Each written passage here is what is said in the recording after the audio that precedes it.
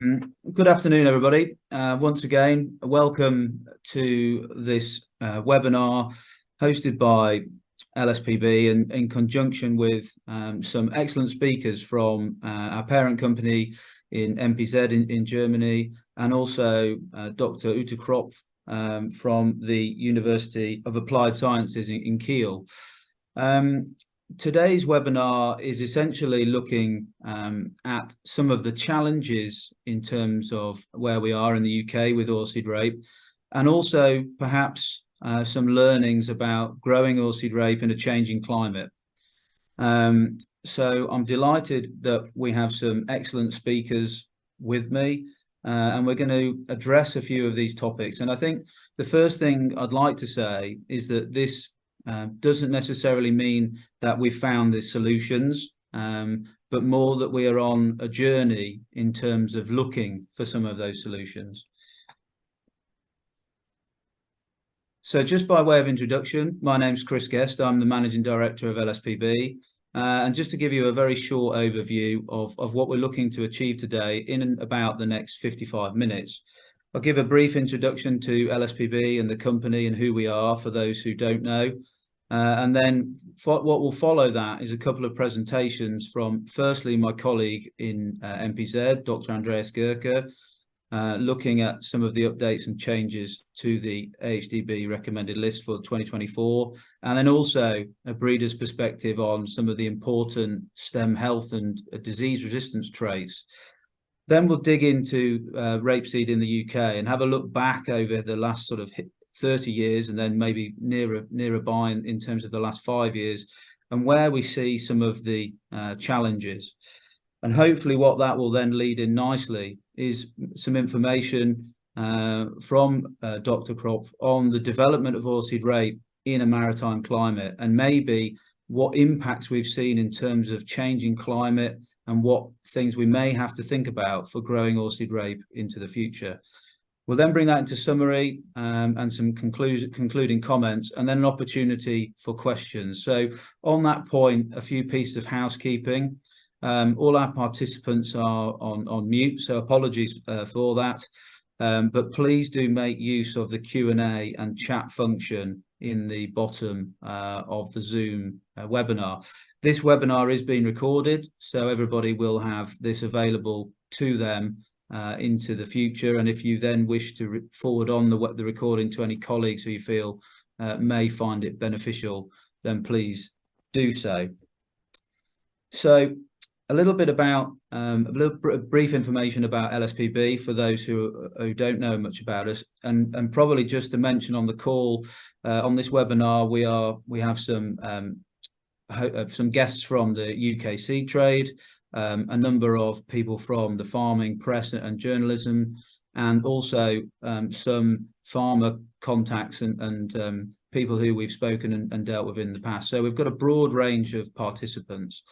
So for those who don't know, LSPB, we're a UK-based plant breeding company, wholly owned by MPZ, the German plant breeding business. And we have breeding operations in the UK in winter oilseed rape, spring and winter beans, and spring and winter peas. We also have UK agency for spring wheat and an infantile winter wheat breeding program with two overseas European partners.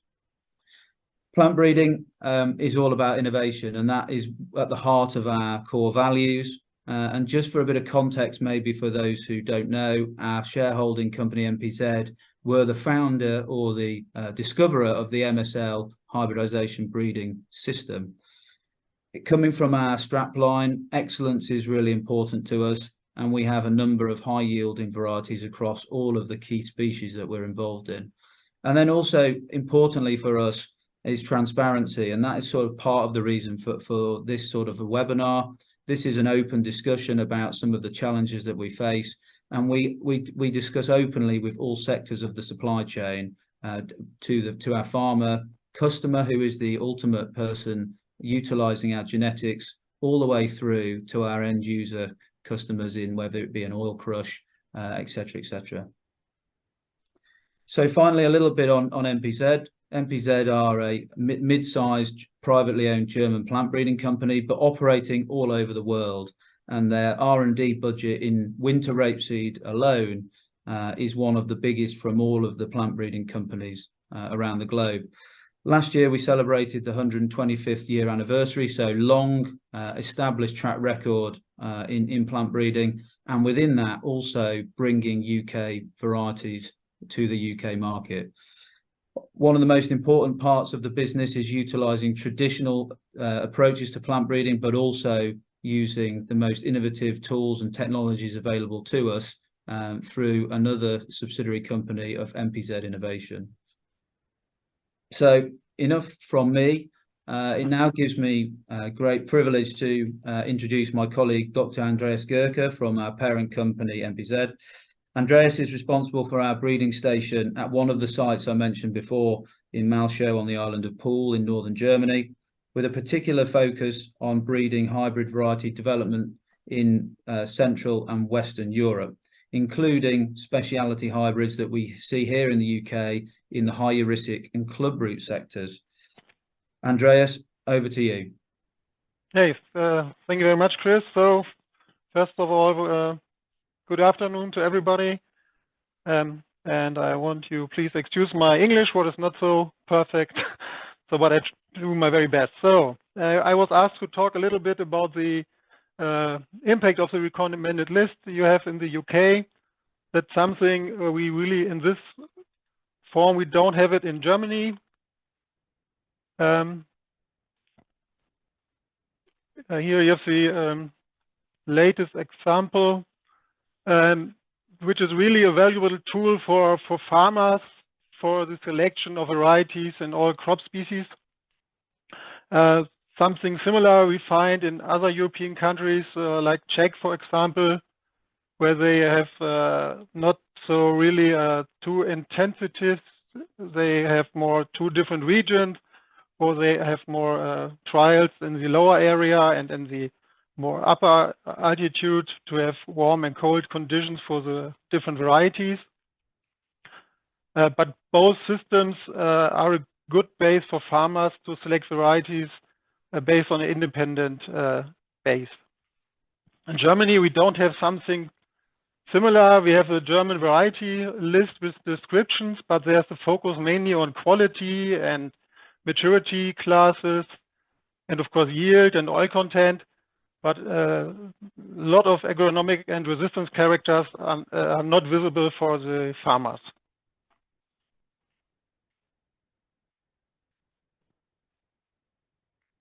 So, okay, it always takes a little. Yeah, and here's now the latest publication of the AHDB recommended list for oilseed rape. Just the main part for restored hybrids. And just to, I don't know if you're familiar with this, we can see that you have some new varieties entering the list on the left part. You have control varieties with indicated with a C, and there are some new, some older tested varieties which have like Auckland, Murray Vegas, and there are also varieties with this star symbol which are recommended but not longer in part of the actual trial system. And you can see a lot of characters, not only yield or gross output, are published. There's a good description of the whole resistance package of the varieties, and of course agronomic characters, flowering, maturity, pod shatter resistance. And this is a quite dynamic system. You can see on the right hand you have a few new entries, and but at the same time a lot of varieties also are outclassed and they leave this recommended list.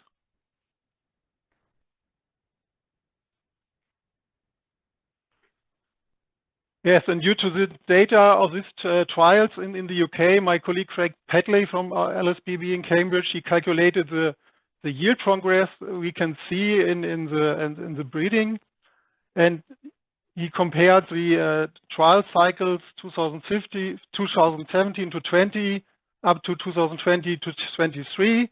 These are the official trials in the UK, and it's always the mean of the gross output of the top 10 varieties in relation to the yield level of an older Czech variety, DK exception. Based on this calculation, you can see that we have a yield progress due to breeding, which is higher than 1%, 1.5% per year. This fits to other publications from Germany or other parts in Europe. So that all breeding companies are working hard to get this improvement, and this is here also shown in the data of the recommended list.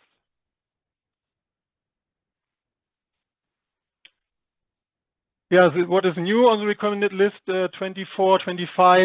First time we have the verticillium disease as a new description for the farmer.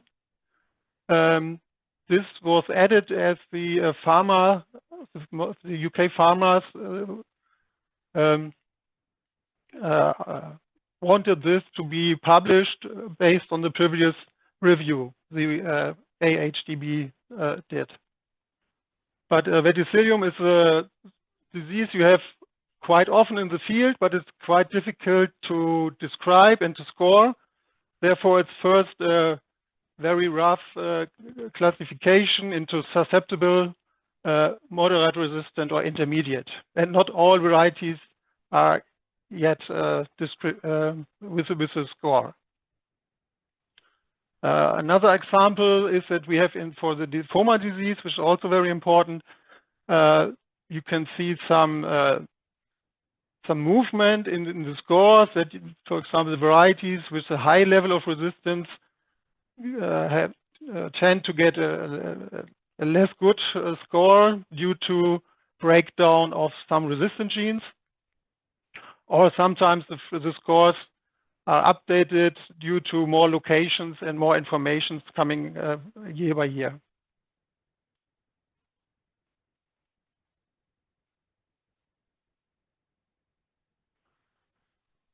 Yes, here is the new verticillium disease description. Not all varieties have this description, as they not all were included in all trials and in all sites. So it's very so this has to be improved year by year, but it's a good tool for the farmers. You have a good description for the main diseases in the UK, and you can see that you have a few varieties with a moderate resistance score, but also some which are more susceptible. If I want to look on the one other important disease, the light leaf spot in the UK, you can see that most varieties now have the score 7, which is a very high level, and that is due to a lot of work the breeding companies did in the past on this disease. And of course, there was also the pressure coming from the AHDB as this disease became more and more important. And now we have an increase, I think, in the past 10 years, coming from average of 5.6 and now to 7 is the average resistance level of the descripted varieties. So it's really a good progress all breeding companies made, and this is here confirmed with this descriptive list. Yeah, and also for FOMA, what I told you, stem canker, you can see there are some varieties now went down to 5 or 6. They may some of them had a 7 in the past years, but you can see others coming with new resistant genes now going up to high scores like 8 and 9 for FOMA. So this might be a tool to help farmers to reduce fungicide in the field in the autumn.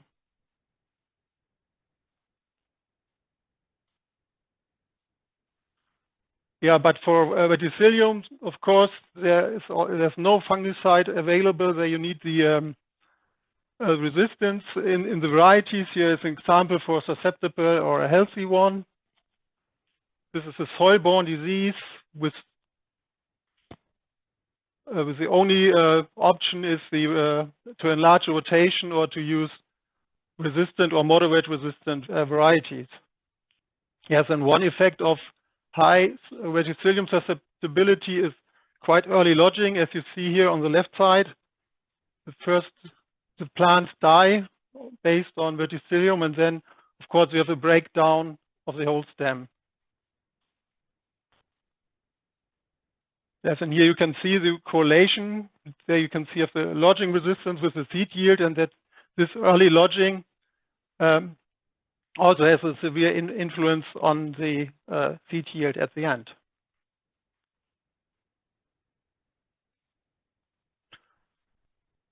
Yes, I think it's a really up-to-date list. This recommended list you have, it's really actual and it's really improved year by year. Of course, we see differences in the yield progress, not only in the UK, also in Germany, that the trial results show the increase of the breeding success, but on farmers' fields, you still have a gap that the yields don't increase on farmers' fields level. And that may be something we have to talk about later. Yes, and not only the yield is in focus of the recommended list, so it's more or less the resistance package of the varieties. And for example, also something like pod shatter resistance at the end, which is also something we breeders treat as a resistance against pod shattering.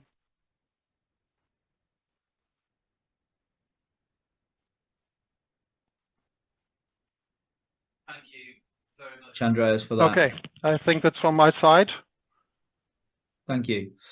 And just as I mentioned at the start, if anybody does have any questions as we go through, please do put them into the Q&A box. See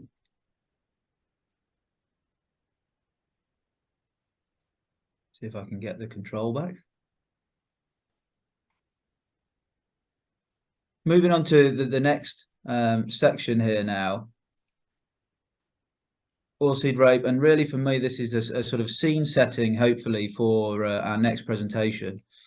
So looking at oilseed rape over the past 30 years, we can see the sort of evolution of the crop, and over the more recent times the struggles and the decline in the crop area.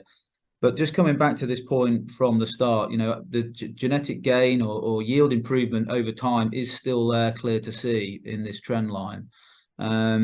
We saw the first introduction of F1 hybrid varieties towards the end of the 90s, and then we've seen this increase in the market area from 2000 up until the peak in 2012 of just under 750,000 hectares.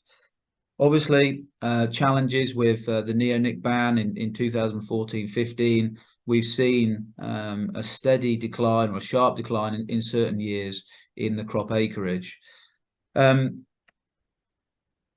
And the one thing, looking at that over the past 10 years, obviously we have the challenge in terms of the loss of the chemistry from a early flea beetle control point, particularly when we look at it from the UK perspective. But one of the joys of being part of a European business is that we're able to look at things and compare them against our European neighbours. And over the past decade, we can see this slight decline in yield potential. And these are farm yields taken from the DEFRA statistics for the UK and equivalent in Germany. And we see this slight decline in both areas over the past decade. And this can be seen for both countries. But I think that the really interesting thing for me, and particularly looking into this then, is if we take this from a shorter snapshot and looking at the last 5 years, we see a very different trend. And this is, I think, where we can draw some experience and some learning from other areas. So in the UK, over the past 5 years, we've seen very variable yields. And this is through multiple reasons, whether that be weather, challenges with drought, extreme wet, hot, cold, and flea beetle, obviously. And we've seen a sort of flatlining of oilseed rape yield on farm, which goes against what Andreas has already shown in terms of genetic improvement in the sort of AHDB trials and the top 10 varieties. As a converse, in Germany, we've seen this trend line increase over the last 5 years. And so really, I think we end up in a position of the genetic improvement is there, but we're not seeing that realization into farm situations. And this chart sort of shows this. This is data from the trial station at our head office in northern Germany, looking at some older genetics all the way through to our most modern genetics at the time. And this was using Murray, which is probably our leading hybrid in the UK market. And we can see when compared across 2 seasons, looking back to varieties all the way back to Ceres, which was first introduced in the year I was born, we have seen genetic yield improvement over that time. So I think in setting the scene for our next speaker, we've seen this clear decrease in the rapeseed area. We have a position where the UK becomes a net importer of rapeseed from a net exporter. And there's some questions and challenges around food security there. And a recent AIC published study looking at this in particular and sort of calling on UK government to look at domestic food security, not just in rapeseed perspective, and when you even focus in on rapeseed, we look at oil, but also the byproduct in terms of animal feed. One of the biggest things we see is the difficulty to transfer the improvement in genetics from official trials and even private trials onto a farm scale level.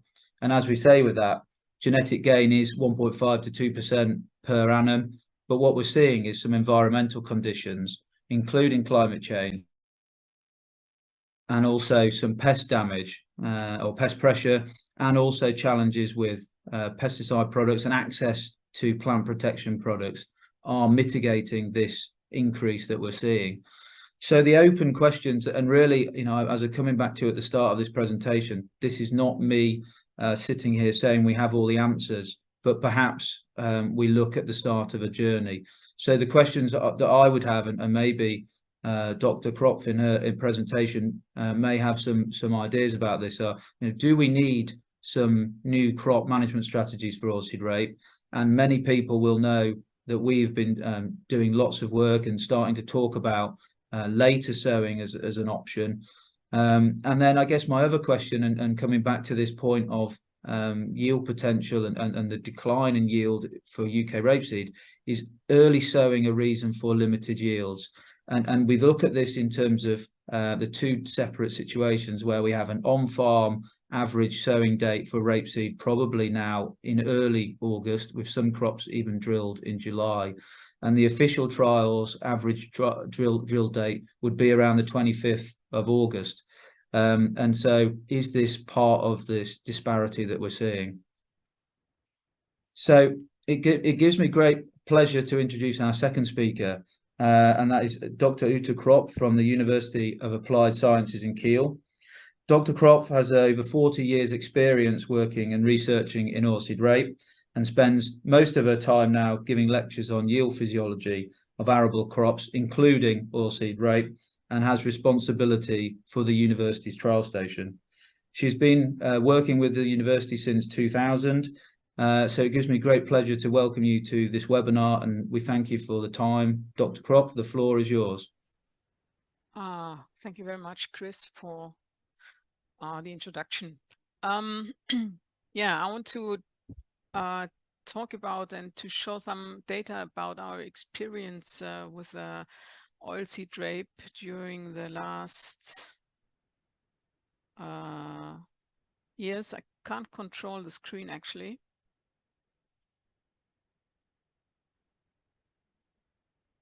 Oh, yeah.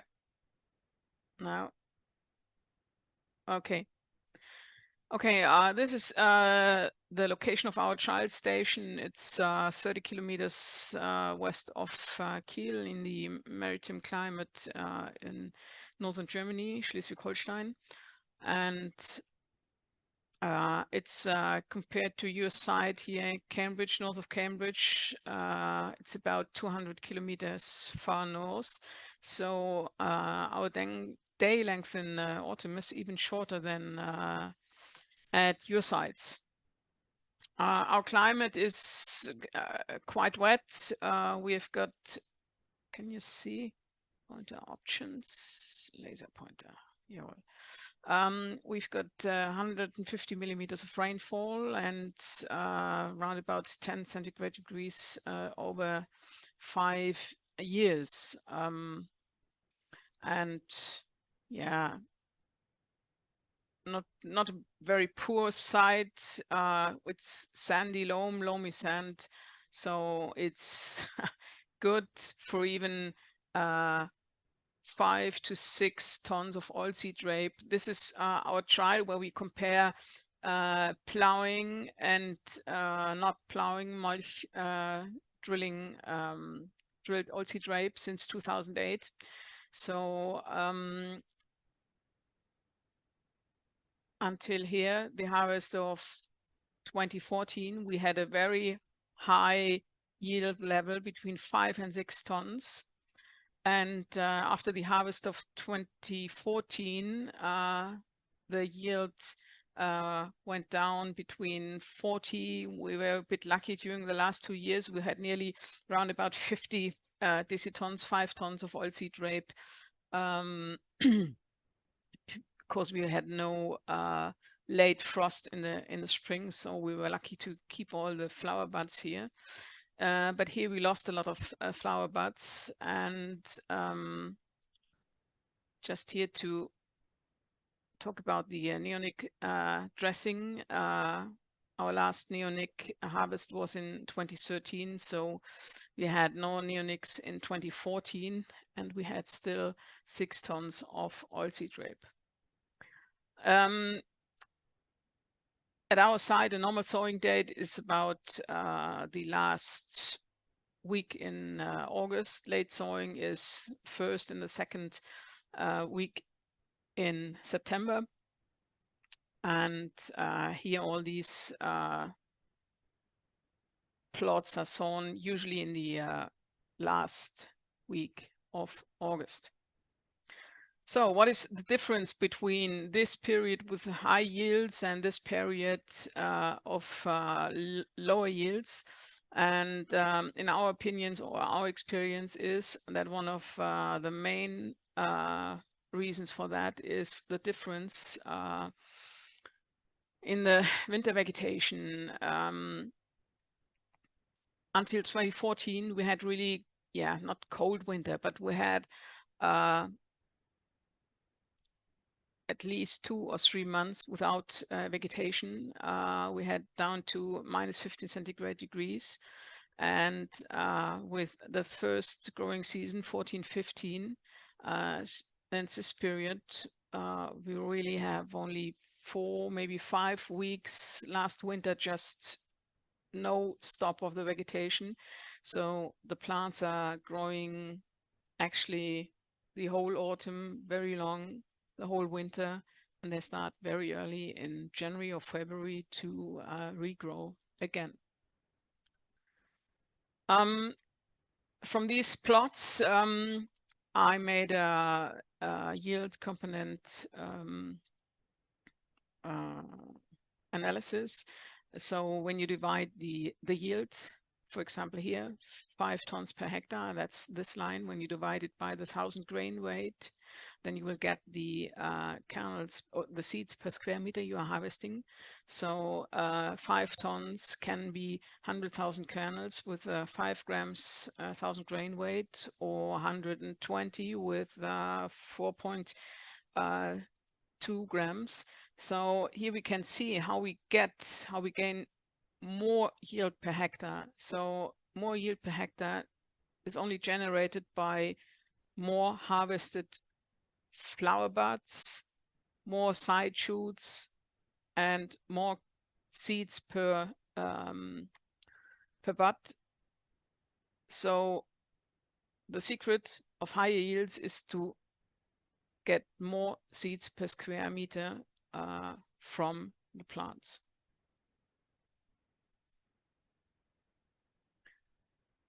Now, to understand what's going on in our oilseed rape, we need to know how to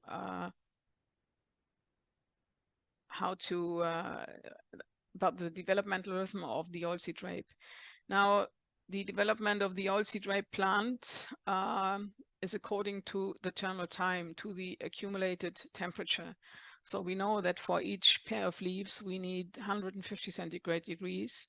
We need 150 centigrade for the emergence. So here before the two-leaf stage, we have 150, then another 150 to the first two leaves, that's 300, plus another 150 to the four-leaf stage. So in the four-leaf stage, usually a plant is 450 centigrade degrees old. In the six-leaf stage, the plant has consumed 600 centigrade degrees usually.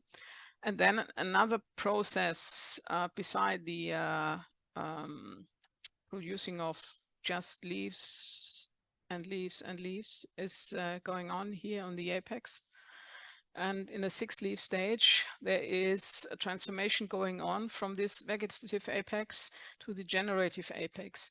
So in the six-leaf stage, the plant starts to differentiate side shoots, not only leaves until now, it starts to produce side shoots and buds here, the flower buds on the main shoot in the center. So it starts to produce our 100, 120, 150, actually up to 180,000, 200,000 seeds per square meter. And this procedure is going on until the beginning of stem elongation. That's usually after the 12 leaf stage with 1100 to 1200 centigrade degrees. And this is the stage, the developmental stage, where the plant has reached its maximum bud density. So after this point, the plant starts to reduce side tillers, weak side tillers, flower buds, to get enough food for the stem elongation and for the growth in spring.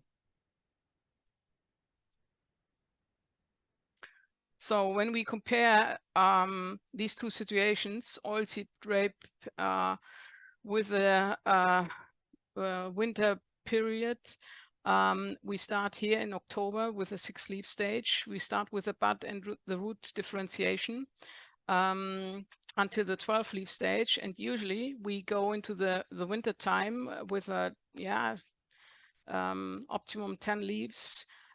So when the plant starts to regrow in March, when the vegetation is beginning, we are reaching the 12-leaf stage and the stem elongation starts, and then the reduction of side shoots and buds is progressing.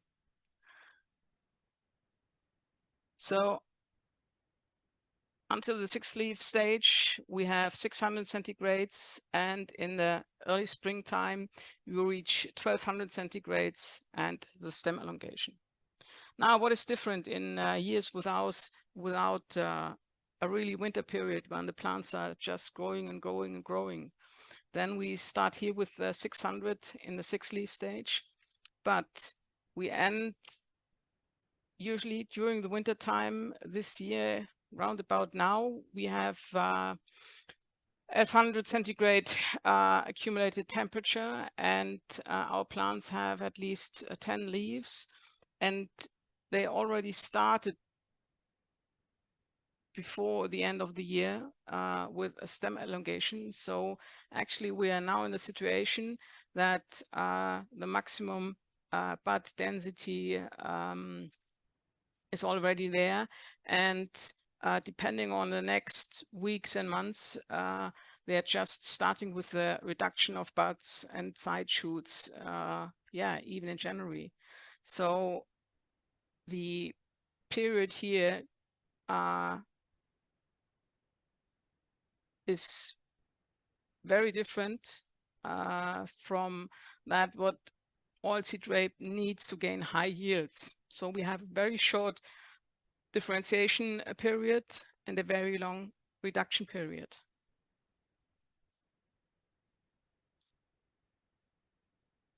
So when we summarize that, we need 150 centigrade degrees for each pair of leaves. depending a bit on the day length and the light intensity. In the south of Germany, they only need, yeah, maybe 120 centigrade degrees. So it's a bit different from the northern latitude and the light intensity of the site. Usually we need 1,000 to 1,200 centigrade degrees until stem elongation.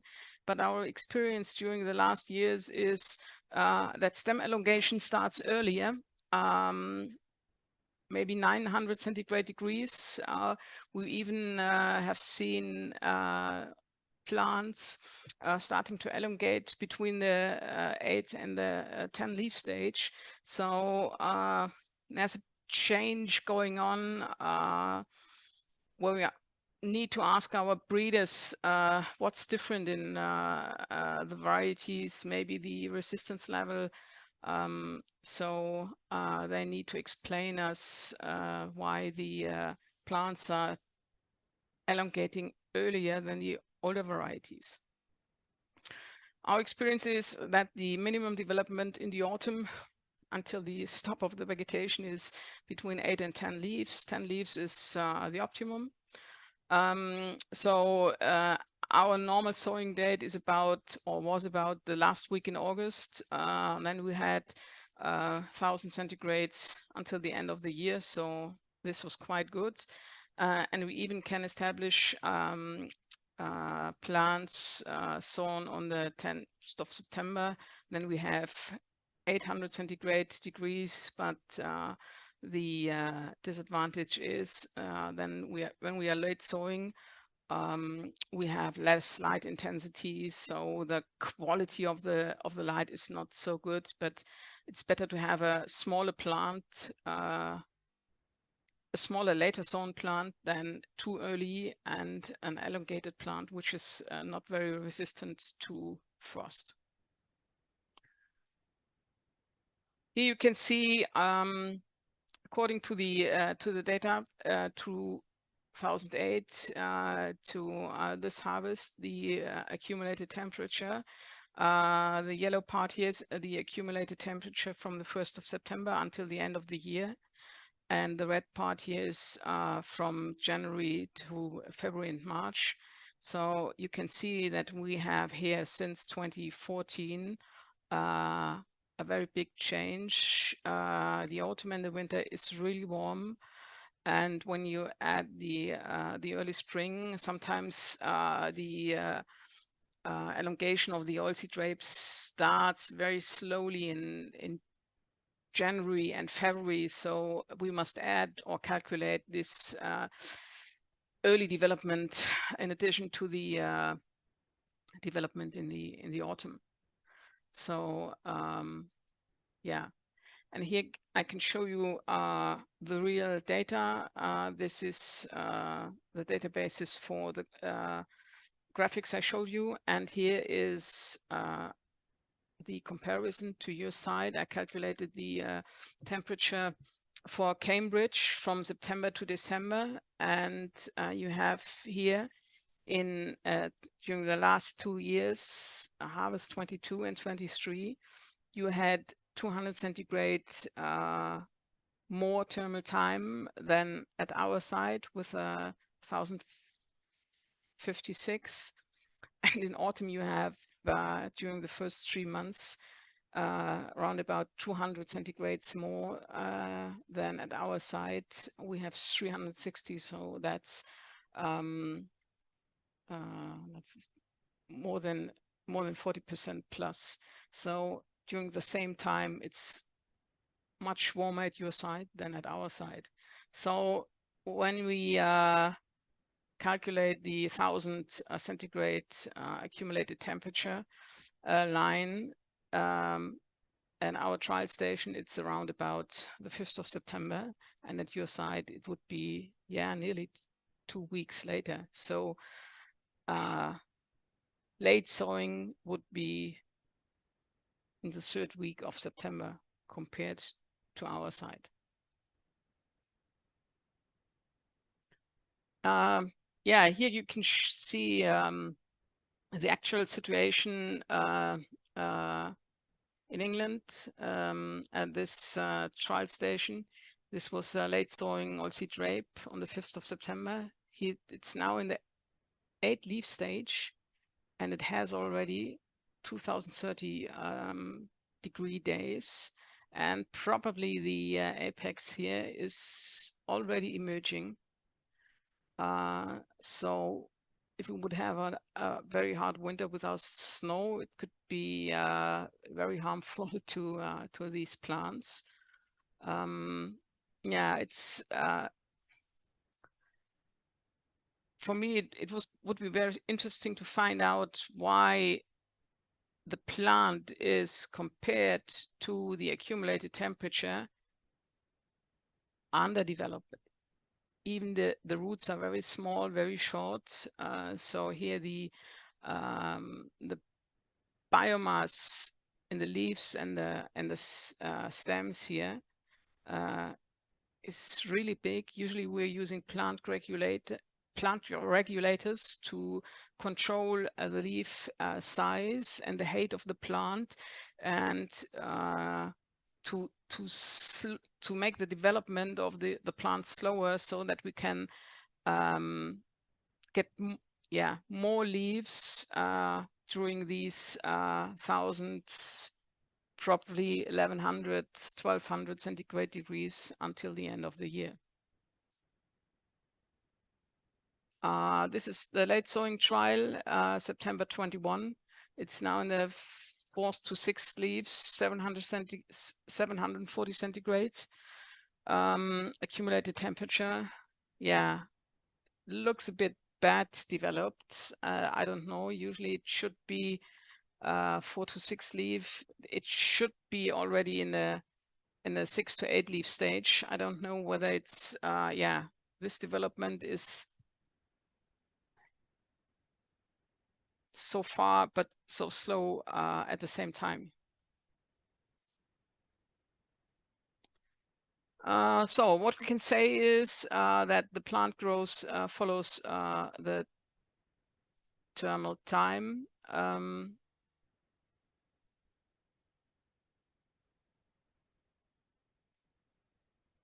And the main point is that we have no dormancy over winter. There's no stop for the plant growth over winter. Usually over the winter time, when the winter is hard, the plant is not growing, but it's still differentiating cells on the apex. So usually oilseed rape is a plant which makes its yields over the winter time without any vegetative growth. So and the result is that now the bud differentiation ends very early, and that the stem elongation and the reduction phase is even earlier, and it's coming into poorer weather conditions because of the late frosts in spring. So in addition to that, we are losing more buds because of late frost injuries. So we must discuss or think about how can we adapt our production technique, sowing date, the soil situation, plant growth regulator regime on this changed growth conditions. And we must discuss about the genetics of our varieties. Do we need different varieties under these conditions? Okay, thank you very much for your attention. Thank you, Dr. Kropf, for that very thought-provoking presentation. I think for me, it's really interesting to sort of go back to some real basics in terms of crop physiology and, you know, what is required to get a crop to where. So sort of bringing this towards a summary, and please, if anybody does have any questions, we probably will have 5 minutes or so at the end. please do put them into the Q&A box. So my summary would almost be, late sowing, is it a viable alternative and not just a marketing story? Because I think one of the most important things that we try to do at LSPB is deliver technically based arguments, not just a marketing story. So one thing that we are looking to do is a lot more work in this area. As I said at the start of the presentation, this is not the end story. We don't have the answer as yet, but maybe we have part of a potential new strategy. So just to sort of summarize what we've heard, and thanks again to both my colleague Andreas Girke and to Dr. Kropf for their excellent presentations. For me, the launch of the new verticillium rating on the new RL is a really important thing. This has been something that people have wanted to see, and now having some form of part one, if you like, in terms of the development of this resource for growers when they're looking and comparing varieties. I think, as Andreas said, it is limited data still, and not all varieties have been in the trial database for long enough to have a rating. So watch this space as that develops. The next point really is we've spoken about the challenges in the UK, and yield potential is stagnated in terms of on farm, even though we see that genetic gain in the varieties through the AHDB trials and our own private trials.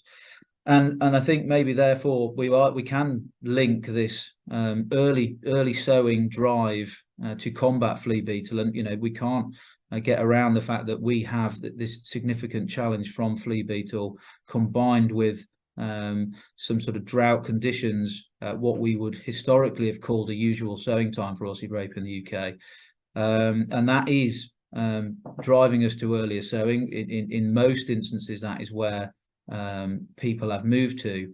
But as we've seen from Dr. Kropf's presentation, we are challenging the crop in terms of its yield potential because of the thermal time that develops through the autumn, and the fact that we're not seeing winters in the UK like we maybe were 10 or 15 years ago. Question which was something for me which was really interesting was this differential between varieties with virus resistance and not, maybe needing less thermal development time. Now we know that in the UK there's a large percentage of crop grown of turnip yellows with virus resistant varieties, and we are also very much involved in that, but what's the influence of that genetic tool in terms of giving us sort of even larger canopies into the winter time? So we look at this and we go, okay, maybe delayed sowing into September can be part of a crop management strategy going forward. And I think this is where there's a real opportunity for people to use their own on-farm data. We have a Sencrop weather station at the office. We can look at historic data for thermal time in that period. That is where all of the data that we've presented today is from. And so I would urge people to look at that and try to start to look at what is the latest sowing opportunity based on historic thermal data. And I think the most important for me, and I thank everybody for joining the call, to our speakers, but what I'd like to say is this is just the start of a journey. We want to deliver technically sound, robust strategies for farmers to make the best use of our genetics in oilseed rape and to get the best results on farm. So we have a number of trials in the ground this year. For anybody that has an interest, we would be more than happy to show them round those trials and see the difference between the two sowing dates. And we will continue to share that data with you. I said right at the start, one of the most important things for us and one of our core values is to be transparent. So we will continue to keep you informed as we go through this journey. So that is the final comment from me, and a big thank you once again on my behalf and on behalf of everybody, hopefully on the webinar, to our two external speakers. Thank you to Andreas and to Dr. Kropf for your time. It is greatly appreciated, and really nice that we can share some of the understanding of what goes on in Germany with our UK customers.